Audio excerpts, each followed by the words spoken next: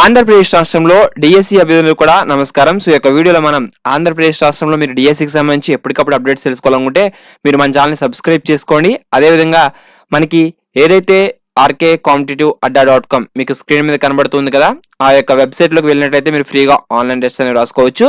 ఇక DSC notification త్వరలోనే రాబోతుంది. అయితే ఈ నేపథ్యంలో ప్రభుత్వం నుంచి వచ్చే మనకి ఏదైతే ఎస్సీ ఎస్టీ క్యాండిడేట్స్కి ఉచిత కోచింగ్కి సంబంధించి మనకి ఆల్రెడీ ప్రీవియస్ గా ఒక ఫేజ్ 1 లిస్ట్ అయితే రిలీజ్ చేశారు. దానికి సంబంధించి చాలా మంది వెబ్ ఆప్షన్స్ పెట్టుకున్నారు. వారు కొంతమంది కోచింగ్ అయితే వెళ్తూ ఉన్నారు. ఈ నేపథ్యంలో మనకి చాలా మంది అడిగారు. సో అందులో మనకి ఫస్ట్ లిస్ట్ లో 3000 పేర్లు అయితే రావడం జరిగింది.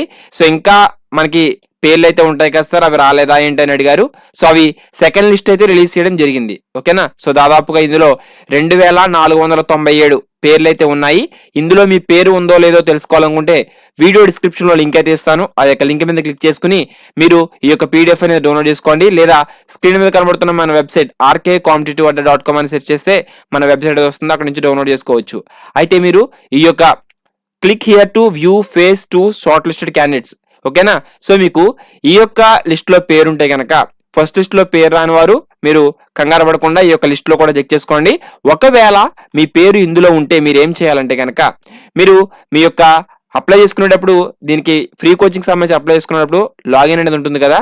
సో ఆ యొక్క లాగిన్ ఏదైతే మీకు MDFC అని ఒక ఐడి ఉంటుంది, తర్వాత మీ యొక్క పాస్వర్డ్ అనేది ఉంటుంది, కింద క్యాప్చా ఎంటర్ చేసి సైన్ ఇన్ మీద క్లిక్ చేస్తే ఓకేనా మీకు ఈ విధంగా రావడం జరుగుతుంది.